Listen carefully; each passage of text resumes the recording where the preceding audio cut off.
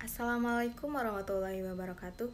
Halo semuanya, di video kali ini saya akan membahas tentang manajemen pembiayaan sarana dan prasarana yang diampu oleh Bapak Dr. Muhammad Kristiawan MPD. Sebelum itu, perkenalkan nama saya Hani Santri, NPM A1G022033 dari kelas 1A Prodi Pendidikan Guru Sekolah Dasar Fakultas Keguruan dan Ilmu Pendidikan. Pertama yang akan kita bahas yaitu tentang pembiayaan.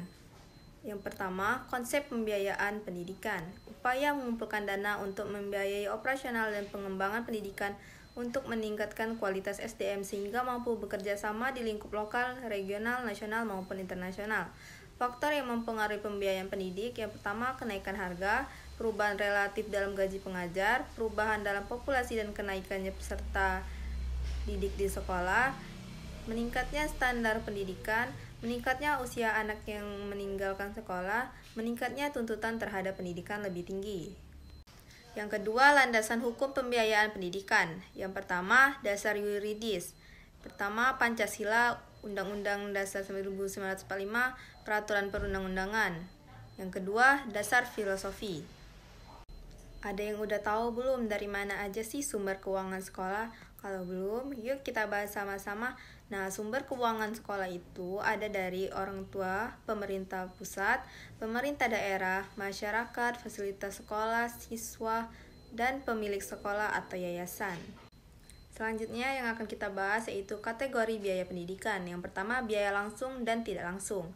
Direct cost atau biaya langsung yaitu biaya yang langsung berproses dalam produksi pendidikan, di mana biaya pendidikan ini secara langsung dapat meningkatkan mutu pendidikan.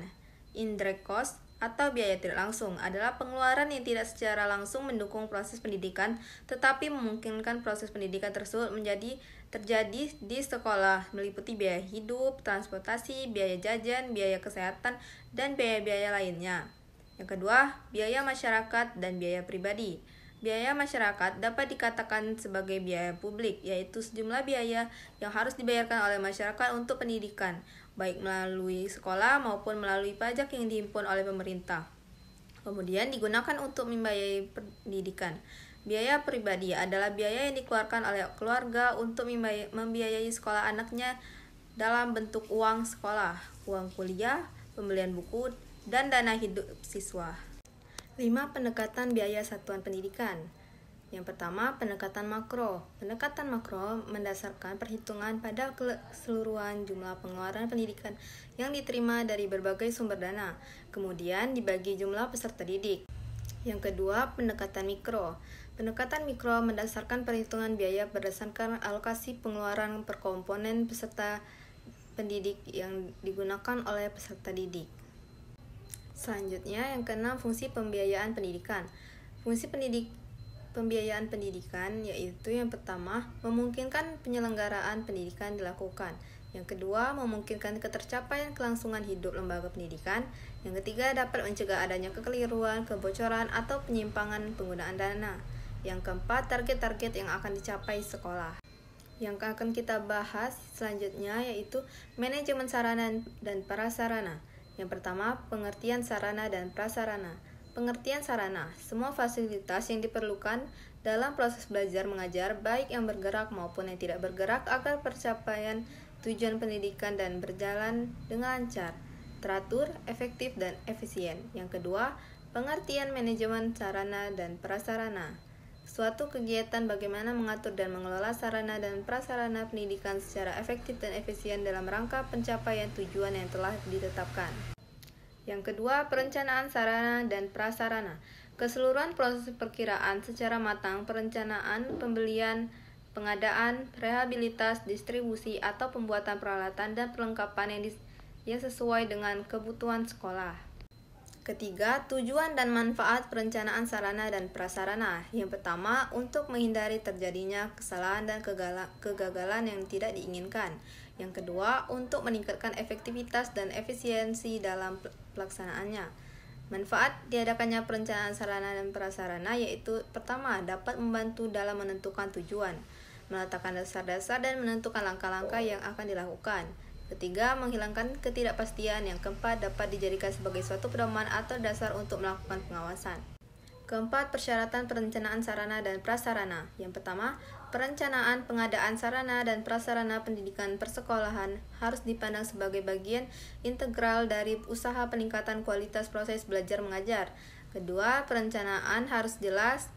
Terus yang ketiga, berdasarkan atas kesepakatan dan keputusan bersama dengan pihak-pihak yang terlibat dalam perencanaan. Yang keempat, mengikuti pedoman. Kelima, perencanaan pengadaan sesuai dengan plafon anggaran yang disediakan. Keenam, mengikuti prosedur yang berlaku. Ketujuh, mengikut sertakan unsur orang tua murid.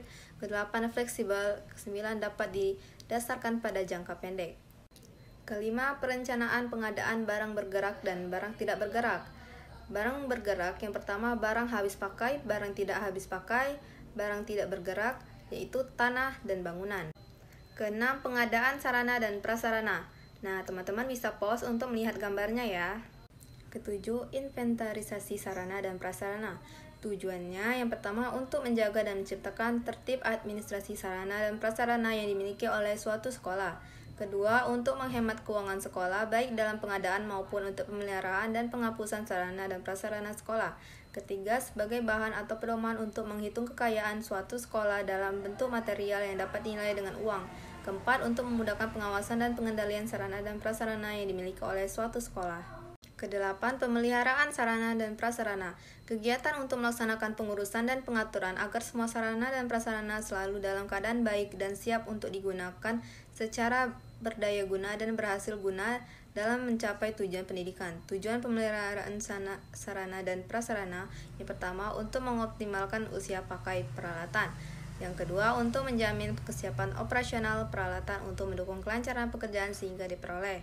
Ketiga, untuk menjamin ketersediaan peralatan yang diperlukan melalui pencetakan secara rutin dan teratur. Yang keempat, untuk menjamin keselamatan orang atau siswa yang menggunakan alat tersebut. Yang terakhir akan kita bahas yaitu kesembilan, penghapusan sarana dan prasarana. Tujuan penghapusan yaitu mencegah atau sekurang-kurangnya membatasi kerugian, pemborosan biaya pemeliharaan sarana dan prasarana. Kedua, meringankan beban kerja pelaksanaan inventaris. Ketiga, membebaskan ruangan dari penumpukan barang-barang yang tidak dipergunakan lagi. Syarat-syarat sarana dan prasarana yang dapat dihapus. Yang pertama, dalam keadaan sudah tua. Yang kedua, perbaikan akan menelan biaya yang besar. Ketiga, secara teknis dan ekonomis kegunaannya tidak seimbang dengan besarnya biaya pemeliharaan. Nah, itulah tadi penjelasan tentang manajemen pembiayaan sarana dan prasarana. Semoga video tadi bermanfaat ya untuk kalian semua.